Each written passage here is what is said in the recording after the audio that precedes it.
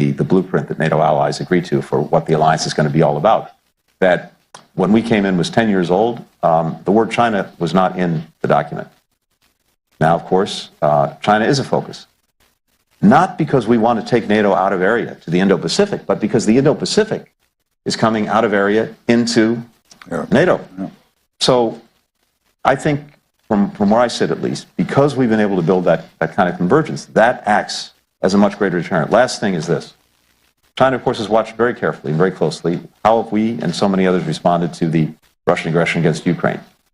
And one of the most powerful things that was said at the very outset of the Russian aggression was from the then Japanese Prime Minister Kishida, who stood up strongly for Ukraine, even though this was happening half a world away and not something that would preoccupy most Japanese on a daily basis. And he said at the time, what's happening in Europe and in Ukraine today could be happening in East Asia tomorrow. That powerful statement encapsulated the fact that we brought countries together in very practical ways to show that we're going to stand together when we have an aggression not only against the country and a people, but against some pretty fundamental principles that we think are necessary to upholding peace and stability around the world. Perfect. And open it up to questions now from the audience. Just a reminder that this is on the record. Please. Oh, it's on the record. In fact, it's being live streamed. So please stand, identify yourself, and make it brief. Yes, Suzanne Nossel. Hey, Suzanne. Thank you so much for this. I'm Suzanne Nossel. When you're talking about this axis of authoritarianism, I noticed you didn't touch really on the question of ideals, human rights, democracy. And I understand why, because this is really hardened into a struggle over economics and security. And it seems as though the human rights and democracy agenda, for multiple reasons, has become very zero-sum. Democracies are themselves struggling. And I'm wondering kind of how and whether you see this fitting into the way that we wage the struggle in the years to come, and particularly how you would frame to the next administration whether and why a human rights, democracy, and values agenda matters and how it ought to fit into their interpretation of U.S. national security. Suzanne, look, the President sought from day one to put democracy and human rights as a central and an important focus of our foreign policy, and we've worked to do that in a variety of ways, including standing up the Summit for Democracy and trying to bring democracies together, in some sense, to shore each other up at a time when so many of the democracies, including our own, are challenged. And I think we've had some success with that. And democracies are always going to be our port of first call when there's a challenge that we have to face, a crisis we have to deal with. But I also believe they can't be our only port of call, because so many of the challenges that we have to deal with, if we're going to deal with them effectively, also require bringing in countries that may not meet our definition of what is a democracy, or countries that have human rights challenges that we want to deal with, but also are necessary in helping us to solve the problem. We build big and broad coalitions of countries that extend beyond the definition of democracy to deal with things like food insecurity, to deal with the fentanyl and synthetic opioid crisis that arguably is has been the biggest threat to Americans. More people between the ages of 18 and 49 dying from fentanyl overdoses than from a car accident, guns, a heart attack. And so to advance the national interests, yes, we start with democracies and we want to continue to shore them up. But that can't be, in my judgment, the exclusive club that we do everything with, because we simply won't get at so many of the things that we need to get at if we're actually going to be effective in solving problems for the American people. Look, everyone in this room is so well versed in the benefits that a much stronger democratic world would bring to the United States as well as to other countries, and that's not going to change. And I would hope that that continues to be a focus for any successive administration, and certainly that's what we're sharing with our successors. But we have to also, I think, be clear-eyed about how do we solve a given problem, who do we need to solve it. One of the things that we've done is to build different coalitions of countries. Yes, we've re-energized our traditional alliances and partnerships, but we've also built new ones. And as I said at the outset, we've tried to reimagine I've called it, my team hates it when I call it this because I think people's eyes glaze over, variable geometry. We have collections of countries, institutions, stakeholders of different shapes and sizes to deal with a given problem. And again, the foundation is almost always a group of democracies, but I think it has to expand beyond that, and that's the way we've approached it. In the back there, I see. Yep, behind Rory. Thank you. Hello, thank you. I'm Ashley Eha's secretary. I ran for Congress this cycle. In Pennsylvania, I lost, so you can probably guess which side of the aisle I was on. But I was in the Philadelphia suburbs, so our swing voters. And a lot of the conversations I had with them were around the perception that our foreign policy teams are elite and aloof and out of touch, and they didn't believe what we were doing. Have you engaged with this perception at all, particularly around hiring practices? Look, as someone who initially grew up on the Upper East Side, not far from here, who went to private schools, then spent a lot of time in Europe, wound up in the Ivy League, and I'm now in this job, well, only in America. How could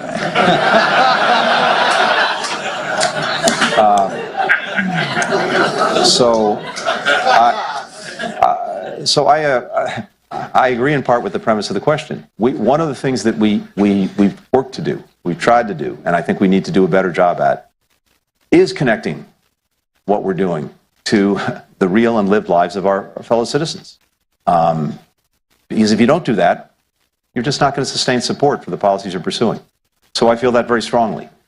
And we continuously have to find better ways to talk about what we're doing, to communicate it, but also to listen to our fellow citizens about what it is they need, what it is they're looking for in their lives, and what it is we're doing that can help them achieve that. I mentioned before, we were talking about NATO, and an abstraction to just about everyone probably outside of this room. And we know none of our fellow citizens, none of us, want another war. We just got out of 20 years of having American forces at war. The President ended America's longest war, 20 years in Afghanistan. And I'm proud of the fact that he did that. We ended the Iraq War a decade or so ago. People don't want that. And then they see this focus on this alliance, NATO, and they say, well, isn't that heading in exactly the opposite direction? And the case I tried to make earlier is the case I think we need to make a better job in making to people, which is the best way to prevent a war, the best way to make sure it never starts in the first place, the best way to ensure that a country doesn't commit aggression is to have countries come together and say, we've got each other's backs. And if one of us is attacked, all of us will respond. And NATO's the best proof you can have that that kind of collective defense, that's the way you don't have a war in the first place. We need to do a better job of explaining that, explaining the fact that, for example, our NATO partners, President Trump has rightly said that other countries should be doing more. He's right about that. Well, you look at Ukraine. We've spent a lot of money on Ukraine in defending Ukraine, about $100 billion. Our allies and partners, they've spent about $150 billion doing it. You talk about burden sharing, this is the best example of burden sharing I've ever seen. And of course, by the way, it's important to explain to people the money that we've spent defending Ukraine, most of that was spent here in the United States, in our own defense industrial base, manufacturing, building stuff that the Ukrainians need to defend themselves.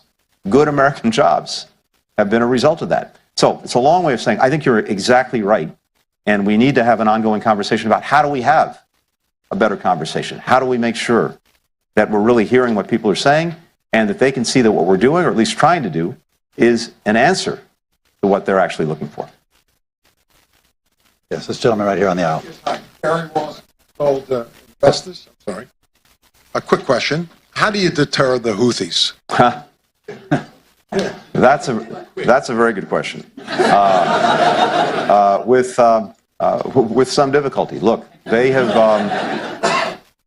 the rise of the Houthis, the capacity they've developed, fully supported by Iran, has gotten them to a place where they have assets that have built up that they have not been shy about using and continue to use. Now, they've tied what they're doing to Gaza. My concern, I think our shared concern, is that even when we get to the point where the conflict in Gaza is over, the war in Gaza is over, they may well continue because they put themselves on the world stage. Now, the developments, though, of the last weeks, particularly what, for example, they've just seen with Iran running out of Syria, along with the Russians, with Iran not being able to ultimately help Hezbollah survive the onslaught from Israel, with Hamas. I think that's also sending a message to them that they can't count on their patrons to continue to support them and, if necessary, come to the rescue if they get in trouble. I think that's going to have a check on what they're willing to do, what they're going to keep doing. Now, we put together a collection of countries that have tried to protect shipping. We've tried to raise the consciousness of countries not only in the region but well beyond of the damage that the Houthi actions are having to international commerce in real and meaningful ways for the lives of people, starting with people in Yemen. And some of that's having an effect. But I think the Houthis have to make this calculation. Can they really count on the ongoing support? Are they going to be out there alone? And some of what we're seeing now suggests that they may be looking to move in a different direction, because I don't think they want to be in a direct conflict with us. And if they keep doing what they're doing, they're going to have a problem. Okay. Mark. Mark Engels. Mark, good to see you. Mr. Secretary, say what you would, please, a little bit more about Syria, maybe in connection with Turkey. And if you wouldn't, then maybe climate change and its and its impact on China in the Arctic.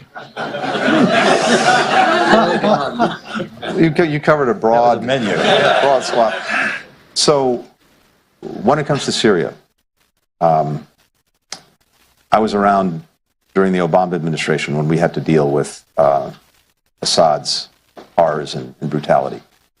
And to see Assad chased out of Syria, leaving aside all the other complications that we now have to face, in and of itself is something that I'm not exactly shedding any tears over. The fundamental question now is this. Can the Syrian people take advantage of this moment, put their country on a better track, and to seize an opportunity for the first time in decades, not to be governed by a dictator, not to be governed by an outside power, not to be governed by a terrorist organization, not to be governed by one sect or minority over another. That's the challenge. It's the opportunity, but it's incredibly fraught. We came together just a few days ago in Jordan, bringing together Turkey, Jordan, Egypt, the Gulf states, Iraq, some of our European partners as well. And we laid out together some principles for what we expect going forward in Syria, if what emerges in Syria wants to have the recognition, the support that it's going to need from the international community. So I think that was a very useful exercise in kind of laying out those expectations, the principles that we put out. At least it says to the new authorities in Syria, or the emerging authorities, here's what we need to have in mind if we're going to get the support and recognition that we want. And we're engaged with the groups that are emerging, including HTS. The question that they have to ask themselves is this, or maybe the lessons that I think they have to have in mind is this. One is Assad. Assad's utter refusal to engage in any kind of political process is one of the things that sealed his downfall. So they should be thinking about that. Now, of course, the other thing that sealed his downfall is the fact that his patrons became very distracted at problems of their own making that we exacerbated, whether it was the Russians in Ukraine, whether it was the Iranians and their attacks on Israel and everything that was done in response, or whether it was Hezbollah. The other thing they have to ask themselves is the Taliban. There's a lesson there. The Taliban projected a more moderate face, or at least tried to, in taking over Afghanistan, and then its true colors came out. The result is it remains terribly isolated around the world. And so if you're the emerging group in Syria, again, if you don't want that isolation, then there's certain things that you have to do in moving the country forward, to make sure you're moving it forward in an inclusive way, in a non-sectarian way, to deal with and protect minorities, to deal with some of the security challenges, whether it's chemical weapons, whether it's groups like ISIS. So what we're trying to do now is to make sure with many other countries that we have this unified approach and that these considerations are front of mind for HTS and those emerging in Syria. No guarantees whatsoever that it works that way. You can certainly see, a path forward where the country fragments. I think that would have bad consequences for the Syrians and for people beyond Syria. But we have a real stake in this. We know from hard experience that what happens in Syria doesn't necessarily stay inside of Syria. And whether it's enabling a base for terrorism that gets exported, whether it's mass displacements of populations that have had impacts way beyond Syria, it really matters. And the last thing I'd say is this.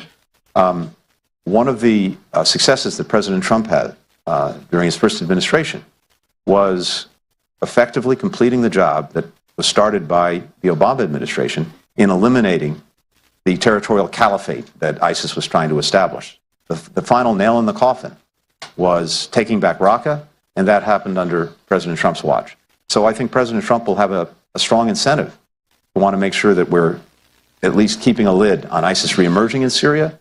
But the most effective way to do that, beyond making sure that we keep whatever forces are necessary to do that, that we have our partners who've been working on doing that with us, be able to do their jobs, is also to try to support Syria in this construction project of a new and better Syria.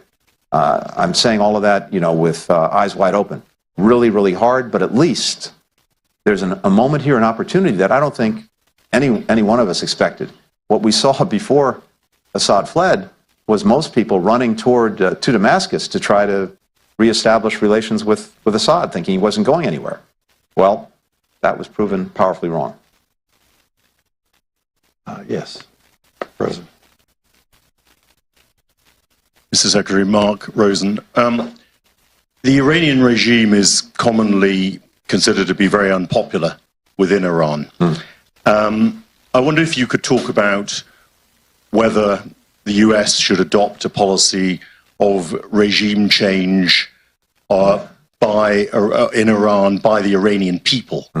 And if so, what should we be doing to support the Iranian opposition more to make that happen?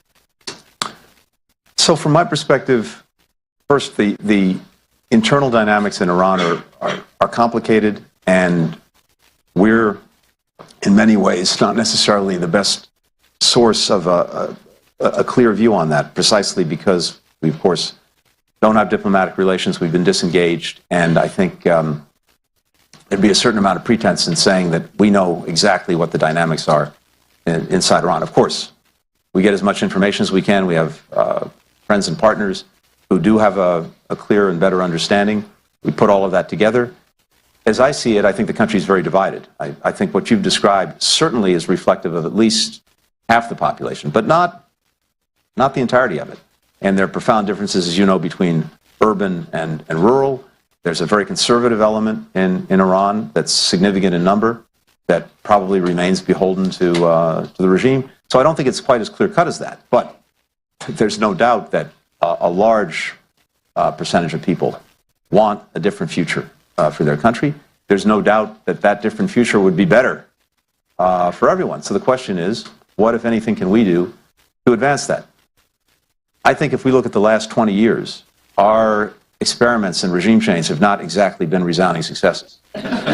So I think we have to be have an appropriate degree of humility in focusing in that way on a problem, but focusing on everything we need to do to effectuate policy change, to stop the country from doing things that are threats to our interests, as well as threats to our values. That, yes, has to be front and center. And we have clear security threats emanating from Iran, and we have clear values threats emanating from Iran. What we've tried to do at different points in time is, to the best of our ability, further empower people inside Iran who want a different future for the country, to be able to communicate, to be able to stand up, to be able to have some resources to do that. But I'll be the first to acknowledge it's really hard to do from the outside.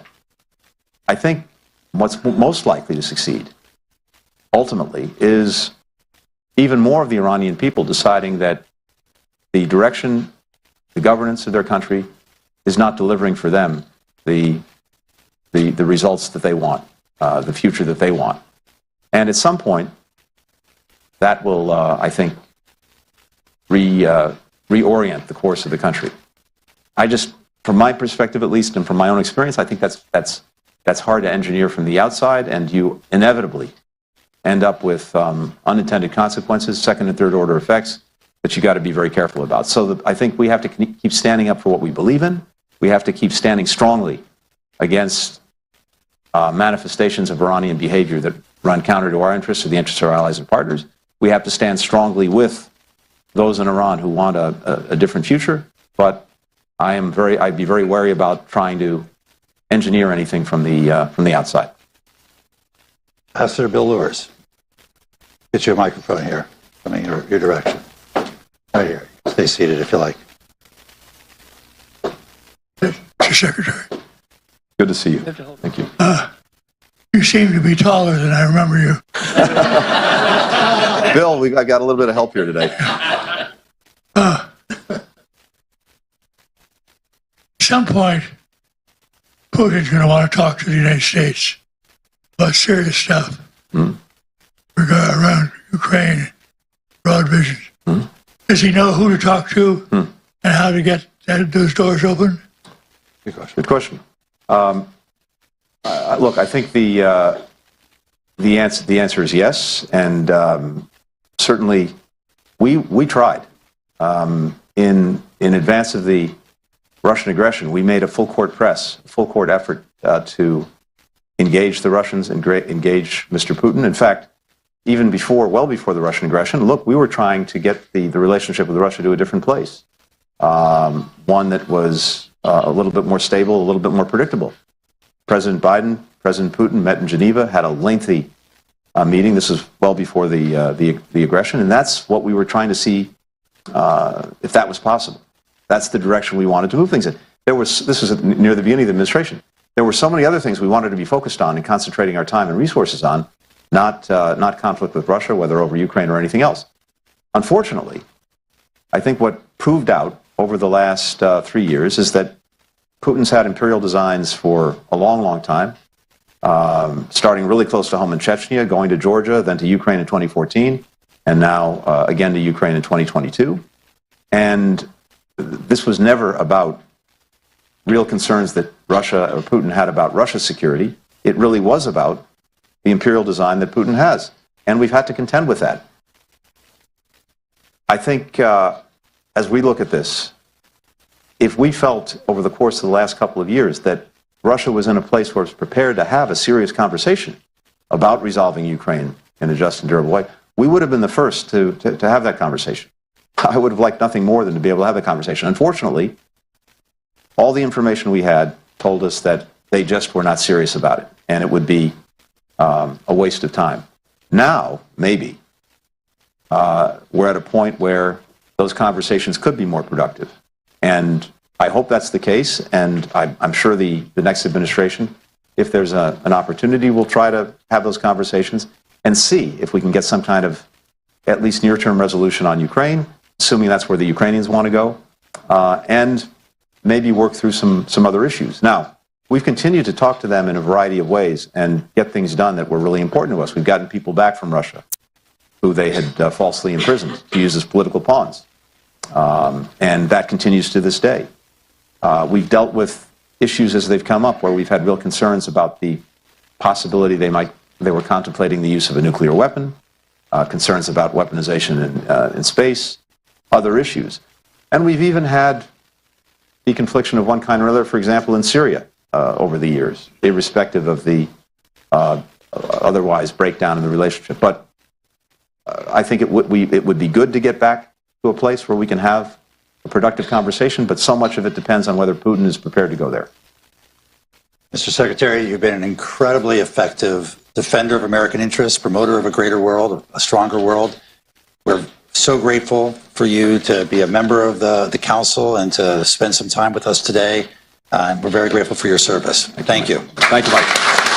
Thank you. There have been tectonic shifts around the world. We've got wars in Europe, in the Middle East, in Africa. We have this unprecedented competition with China. We have the rise of the global south. We've got pandemic preparedness, all sorts of climate change issues. It's not working? Hello? That would be good. Can you hear me? Yeah. Sorry. Is that okay? Wendy, can you hear me? No. Pretty well. Okay. I will speak more loudly. Anyway, we're meeting at this time when really the world has been undergoing fundamental changes. I wanted to ask you, how do you think historians will look back at the Biden administration and how it met this moment? Well, first, Mike, wonderful to be with you. Wonderful, as always, to be back at the council, to see so many friends, so many colleagues, so many faces I've known for such a long time.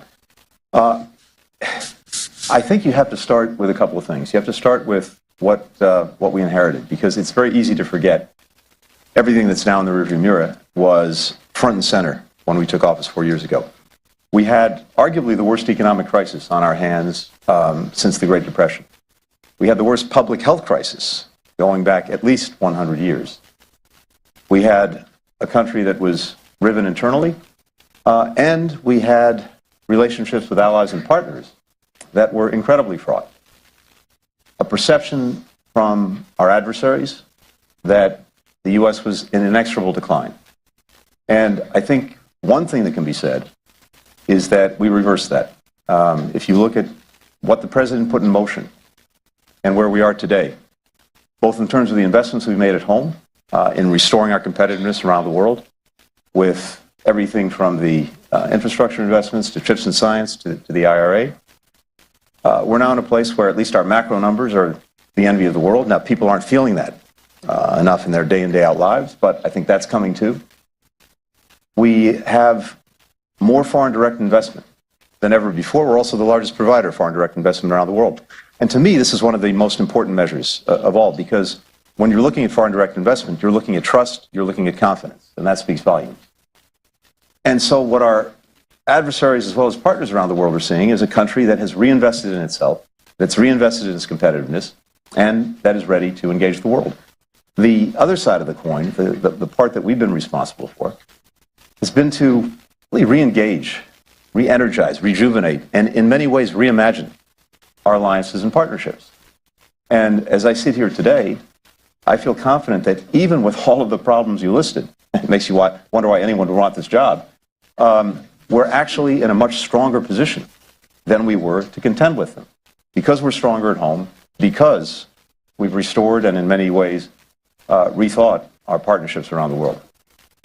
You know, one of the new factors we're dealing with is this axis of autocracies or axis of the aggrieved, China, Russia, Iran, North Korea working together in new and different ways than expected.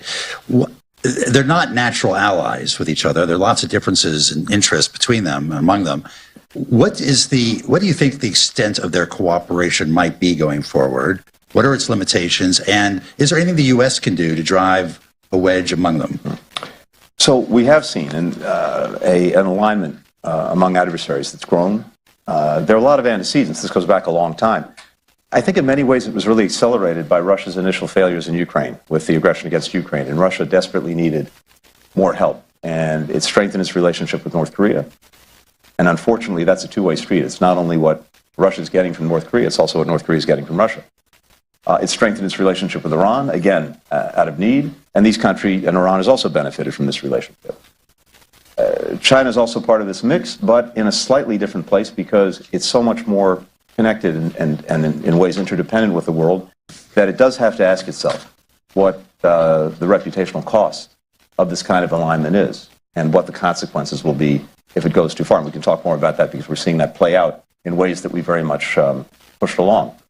But I think most of these are marriages of convenience, not marriages of conviction, but that doesn't make them any less dangerous. I mean, think about it this way. You now have an ongoing aggression by Russia against Ukraine, and the primary drivers of that, what's sustaining it, is actually North Korea with missiles and with troops, and China with its contributions to Russia's defense industrial base. So you can see, and this has also created an awakening among Europeans that what's happening halfway around the world in the Indo-Pacific matters to them, just as we're seeing an awakening among countries and partners in the Indo-Pacific that what's happening in Europe actually matters to them. And I think one of the other things that we've done is we've built bridges between the Atlantic and the Pacific in ways we haven't seen before, so that we have allies and partners working together because they understand that what happens in one place is going to have profound consequences in the other. I mean, it's not obvious. To your point, why is this in China's interest? China has now drawn the U.S. and Europe closer together vis-a-vis the Indo-Pacific than ever before. When you're talking to your counterparts in China, what do they tell you about why it's in their interest to be throwing in their lot with such a excellent group like Russia, Iran, and North Korea? Well, first, of course, they would deny the premise. They will claim that they're not. But no, there's no doubt that from China's perspective, given both the intent and the capacity it has, unlike any other country, to try to reshape the international system, to do it in a way that's more reflective of its interests and its values, knowing that we're the primary challenge to being able to do that. If another country or countries make life more difficult for us and our allies and partners, well, that's something that it's going to look at and maybe take part in. But I do think it puts China in an increasingly difficult position, because if it aspires to this position of leadership, if it wants to be seen as a responsible rising power, then it can't, on the one hand, for example, be saying that it wants to make peace in Ukraine, while on the other hand, fueling the ongoing aggression. 70% of the machine parts that Russia's importing are coming from China. 90% of the microelectronics. And a lot of that's going to the defense industrial base and allowing Russia to continue the aggression against Ukraine. As we've called out China on that, as we've put a spotlight on that, we've seen countries around the world, and particularly in Europe, say, no, this has got to stop, and even taking action against Chinese companies, against Chinese entities that are engaged in this practice. And for the Europeans, again, if China says it wants to have a better relationship with European countries, on the one hand, and on the other hand, it is fueling what is arguably the greatest threat to European security, not just Ukrainian security, but European security since the end of the Cold War. It doesn't hold up. So I think China feels increasingly the awkwardness of that position. What that changes or doesn't in its policies remains to be seen. One of the other elements that's new in the system is really the rise of the global South. And it's made it for a much more complex world, where we're competing with China and others for the attention and affection of other countries. China has the Belt and Road Initiative. It throws around a lot of investment, doesn't tend to ask a lot of questions about human rights and corruption and governance, the way the U.S. does when it goes in with foreign assistance.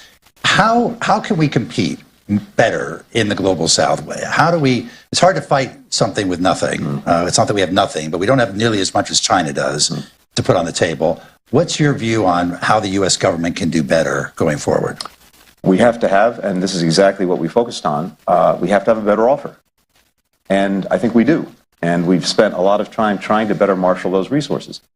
Look, countries have had the experience of Chinese investment. Produced a lot of good things, but it's also produced, in many cases, a hangover that people wake up to, countries wake up to, piled with debt that they can't get out from under, shoddy construction standards, no focus on the environment, the rights and protections for workers, and all of that comes back to bite at some point. But you're exactly right, you can't beat something with nothing. So we've done a number of things that I think have increasingly appealed to global majority countries as they see an alternative to taking this kind of investment from China. We marshaled resources among many of the leading industrialized democracies. The initiative that the president engaged in, the Partnership for Global Infrastructure and Investment, is bringing together hundreds and hundreds of billions of dollars, which we're now putting into effect. The president was recently in Angola, seeing the actual realization of this libido corridor that eventually will connect the Indian and Atlantic Oceans in Africa, but across Angola, Zambia, the Democratic Republic of Congo, and connecting it in ways that are putting together not just transportation, but communications, agriculture, and creating a vibrant living corridor that's connecting the continent. That's a result of a very focused approach on marshaling these resources. We can't do it everywhere. And of course, our benefit, our value added, is also getting the private sector in on the deal. We're never going to compete with China dollar for dollar on a state basis. We can, bringing the private sector in. There are a few other things, Mike, that are important. The international financial institutions have to be more responsive to the needs of global majority countries. These countries have to have greater access to capital. There are many countries that are caught in a different kind of middle-income trap, where, as you know very well, they don't have access. We've worked to expand the access through reforming these institutions. Janet Yellen, others have done a great job on that. And then the whole question of debt and helping countries get out from under the debt that they've been burdened with, including from China. That, too, we've been making a difference on, and you see countries responding. But all of this has to be sustained. And one other thing, we have a lot of tools in the United States government. We've worked hard to bring them together so that they're actually acting together, like the DFC. And I think as we're looking at it now, we're really starting to see the results, and we're starting to see countries that want to partner with us and with our allies. Let's switch over to Iran. Iran has lost its primary proxy, Hezbollah, in terms of its effectiveness as a second strike capability. Its missiles have proven to be quite feckless against Israeli, U.S., and allied partners' defense. Is it inevitable that they go nuclear now? That's the third leg of their deterrence and defense stool, with the other two having proven to be weak. How do you see that evolving, and what advice would you be giving to the incoming administration on how to develop the relationship with Iran? Well, look, there's no doubt this has not been a good year for Iran, and we're seeing that play out every single day. And I think Iran has to make some fundamental choices. One choice it could make and should make is to focus on itself and focus on trying to build a better, more successful country that delivers for its people, which is clearly what most Iranians want, and to stop getting involved in these adventures or misadventures throughout the region and beyond. Now, whether it will be wise enough to make that choice, I don't know, but they desperately need to be making that choice, and they need to be focused on their economy, focused on growing the country, and delivering for people. Now, if they don't make that choice, they have some hard decisions to make, yes, about where they're going to go in the future to be able to sustain the kind of troublemaking that, unfortunately, they've been engaged in for many, many years. I don't think that a nuclear weapon is inevitable. I think this is something that may be more a question now, because as they've lost different tools, they've lost different lines of defense, sure, you're going to see more thinking about that. But the costs and consequences to them for pursuing that route, I think, would be severe. So I'm hopeful that that remains in check. Now, I'm also biased, and we worked together during the Obama administration. The one problem that we successfully took off the table through the so-called JCPOA, the Iran nuclear deal, was the prospect of Iran getting to a nuclear weapon anytime soon by bottling up, tying up the fissile material, making sure their breakout time in producing enough fissile material for a bomb was pushed back beyond a year. Now that breakout time in terms of the production of fissile material is a matter of a week or two. They don't have a weapon, and the weaponization piece would take them some time. But the thing that we could have eyes on most effectively to make sure that they weren't moving in that direction, the fissile material, that this deal put in a box. Unfortunately, the decision to break out of that box, I don't think, to say the least, was a wise one. So we have to find a way to, the next administration is going to have to find a way to engage this, because the production of 60% enriched uranium gives them the capacity, at least in terms of fissile material, to produce multiple weapons worth of material on very short order. And looking at the U.S. approach to this, we've tried sanctions, we tried engagement with JCPOA, we've tried sanctions again. What do you think, what influence can we have on Iranian behavior? And do you think there is the prospect of a negotiation of a new deal on the nuclear piece of this with Iran? I think there is the prospect of negotiations, and of course it depends on what Iran chooses to do and whether it chooses to engage in the well, and of course the incoming administration will have to make a decision. President Trump, last time around, in pulling out of the deal, said that he wanted, as he called it, a better, stronger deal. Fine. Let's see. He wrote a book about that. Yeah, the art of, right. So let's see. I think that would be a better way to approach it. But look, one way or another, this much I know. From administration to administration, whether it's ours, whether it's the Trump administration, whether it was the Obama administration, there's been a shared determination, and a shared determination that remains, to ensure that Iran does not get a nuclear weapon. One way or another, I'm convinced that just as our administration had that policy, the next administration will too. Given the success that the Israelis have had in Lebanon recently, how fearful are you that they decide this is the time to clean up all the issues in the neighborhood and go after Iran? I think from Israel's perspective, the success that they've had in dealing a terrible blow to Hezbollah, and of course to Hamas in the wake of the horrors of October 7th, but also at great human cost to the children, the women, the men in Gaza who've been caught in this crossfire of Hamas's initiation. But the damage that's been done to Hamas, the damage that's been done to Hezbollah, the damage that's been done to Iran, its air defense capacity, in the wake of the second direct attack on Israel, Israel's response, very focused, very, very calibrated, and very effective in taking out Iranian air defenses. That's put it in a very challenged position. So, from Israel